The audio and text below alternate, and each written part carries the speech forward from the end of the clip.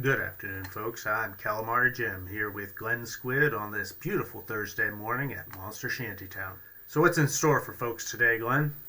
Well, Jim, today's competition will be a biathlon in honor of our competitors' bipedism, starting with a race up the active volcano at the center of Monster Shanty Island. Victors of the race will have their pick of the fabulous treasures arrayed within caves laden with the lava that our great patriarch, Nekark, uses to dispose of his excesses within. Our winner will get the opportunity to equip themselves with all manner of Nekark's fabulous refuse before facing the other teams in glorious battle when they catch up. Wait, this treasure cave is near Nekark's junk cave then, right? Well, Jim, to veer sharply away from answering that, I'd like to say that there's a lot of excitement in the crowd today. This first match in particular has really ramped up the excitement. Indeed, Glenn, this is going to be a rematch between the fearsome undead commander Dark Ragos and the plucky heroes from Team Chicken Mushroom Soup. I wonder if the folks at the old canoe are using their team name to advertise this week's special, Glenn. I certainly hope not, Jim. Given that there's a bird, a mushroom, and a man named after a soup pot on their team, that might draw a hair too close to cannibalism. Indeed, Glenn. I suppose their ingredients will have to remain a mystery for now. Well, regardless, it seems we've got quite the showing of an audience today, Jim. Indeed, Glenn. I reckon just about the entire shantytown is here this morning. Yes, sir, Jim. The sport has been brimming over since Nekark's mandatory attendance sweep started. Well, it looks like the racers are determined not to disappoint their fans. I see preparations are getting underway. How far is the race, Glenn? The racers will be traveling a mere 16 miles, Jim, but don't let the small numbers fool you. Without the aid of lighter-than-air sacks granting the ability to fly, these poor bipeds will be hoofing it over some of the steepest paths and harshest terrain the land realm has to offer. Indeed, Glenn, it's a bad day not to be full of hot air. Well said, Jim. Speaking of sayings, I'm not familiar with the biped measurement. How far in narthelnumps is a mile, Glenn?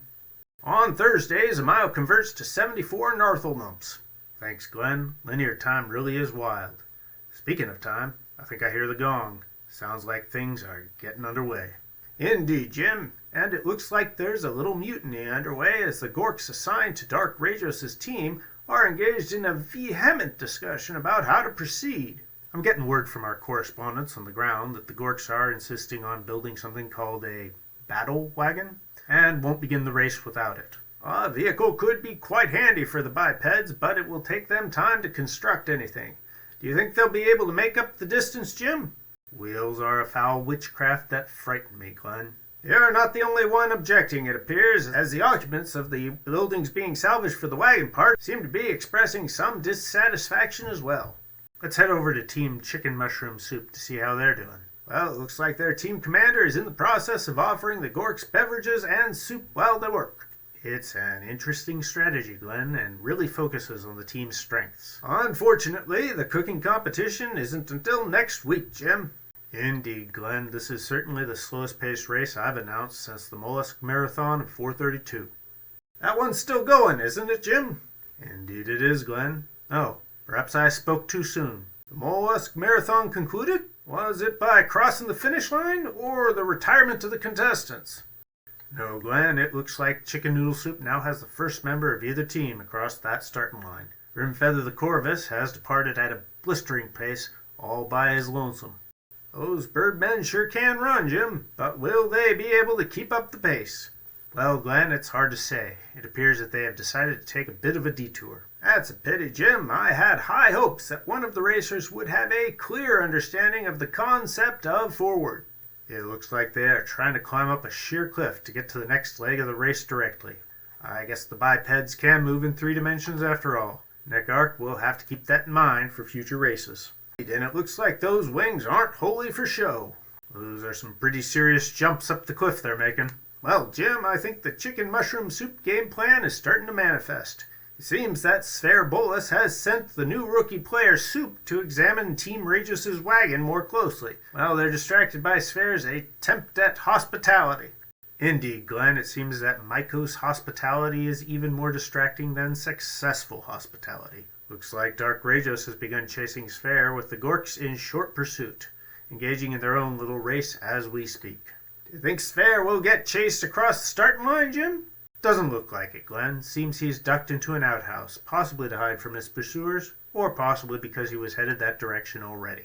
Well, it seems the rookie's curiosity was sated. Perhaps we'll see another battle wagon in the near future now that they've got the design.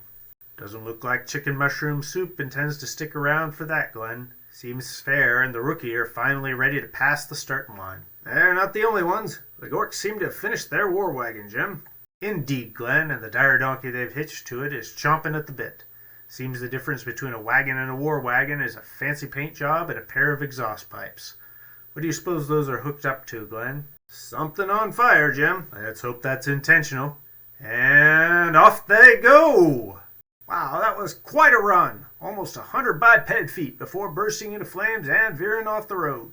Indeed, Glenn, seems that pouch of gunpowder stuck to the bottom of the cart was not part of the original design. And what's that goop they're removing from the damaged area? Why, that's authentic old canoe gumbo, a rich hearty mixture of ingredients, as great for sticking it to your hunger as it is for sticking explosives beneath your rival's carriage. Come on down to the old canoe for a serving today. It's explosively good. Thanks for that word from our sponsor, Glenn. Well, it looks like Chicken Mushroom Soup is having more luck. Seems old Rimfeather stuck around at the top of the cliff to lure a rope to her compatriots. A rope, Jim? It's an artificial tentacle made of plants and hair. Innovative and disgusting. These bipeds sure are a marvel, aren't they, Jim? Sure are, Glenn, and it looks like Chicken Mushroom is settling down to rest a bit. Seems vertical movement took a lot out of them. Still, they are way ahead of Dark Ragos.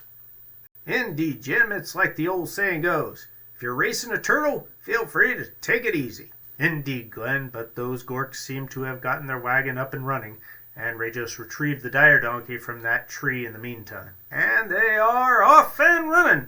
Yes, Glenn, and while far behind, it seems they're making good time. Look at that donkey go. Even without the vertical movement, they're catching up quick. Well, Mushroom Soup apparently caught wind of their rivals and is on the move again. Those dire donkeys do have an odor, don't they, Glenn? I bet Ragos is glad that body he's animating was missing its nose. Indeed, Jim. Will you look at that donkey go?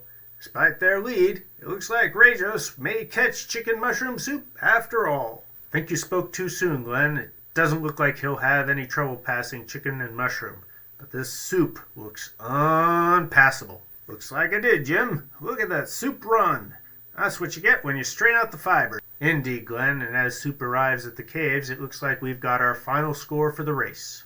Rookie takes first place, followed by Team Dark Ragos in their slightly singed war wagon. Then Rimfeather followed up shortly behind with Sphere Bolus dead last. Yes, Glenn, with Dark Ragos in second, he has taken the dead middle of the race. One might even say he placed dead inside, Jim. That is one way to describe it, Glenn. Now let's go inside the treasure cave to see what the rookie has managed to salvage for the battle to come. As expected, it seems the rookie has taken up position on Nekark's largest treasure pile, Glenn, and it seems he's spent his time collecting quite a haul. What all does he have in his arms there? Well, Jim, I'm seeing a batch of expired potions, a metal toothpick, and an old rusty thimble. It looks like Dark Ragos is going to have a real uphill battle this time. Indeed, Glenn, and though the thimble is oversized for biped tentacles, they call them arms, Jim. I'm learning all sorts of biped phraseology today, Glenn. Well, I heard that Nekark originally formed the thimble out of one of those metal shells the bipeds like to wear. Given the look on Dark's face right now, I'm sure Soup probably wishes he was in that shell rather than carrying it. Indeed, Glenn, looks like the whole squad is closing in on the rookie. I bet he's wondering where his team is. Well, good news for him. It looks like Rimfeather just entered the arena. Could this be the beginnings of some sort of pincer maneuver? Reminds me of a crab trying to fit its pincer around a boulder, Jim. Indeed, Glenn. Well, it looks like Sphere has finally arrived. Is he shouting something? No, Jim, it's rapid respiration. Bipeds call it wheezing. Surely storing up oxygen in his sacs for a succession of rapid propulsions, Glenn. A remarkable preparation for what is to come. Sphere is truly a commander's commander. Indeed, Jim, and it looks like he'll need it. Several of Dark Ragos' team have hidden themselves in the corridors of smoke that run through these caves, concealing their position. Not for long, Glenn. It looks like they're emerging now and surrounding Rimfeather aggressively. What will she do now? Seems he's doing what he always does, caught in a panic and throwing every weapon in reach at the enemy. Knives, stones, and I think I saw a sandwich fly at one of the gorks. I heard a thunk when it hit, Glenn. He must have been keeping that quite some time. I think being charged by a duo of angry gorks counts as a special occasion, Jim. Well, it seems they were neither sufficiently dissuaded nor distracted. Indeed, Sphere is rushing to the front to provide support, while Rimfeather beats a hasty retreat. Oh, look at that leap! With all his weapons tossed in a panic, it seems the bird was light enough to momentarily take flight and has made it to the top of one of the stalagmites. Stalactite, Glenn. Stalagmites rise upward from the ground. It's the stalactites that hang from the ceiling. You're floating upside down, Jim. Too true, Glenn. My apologies. Well, surely Rimfeather will be safe up there. Indeed, Jim. She seems to be raining down arrows while the rookie and Sphere hold off the gorks. Dark Ragos' own rookie seems to be taking a similar tack, standing back and using his undead magics to rain dark energy upon the pair. But if the gorks are in the middle of things and the undead wizard is out in the open, where is Dark Ragos? Seems he was just waiting for the right moment, Jim. That moment being just as Rimfeather thought she was safe. There Ragos goes, climbing that pillar. Looks like Rimfeather is in for quite a plucking, Glenn. Well, it certainly looks that way if, like Dark, you forgot she had wings, Jim.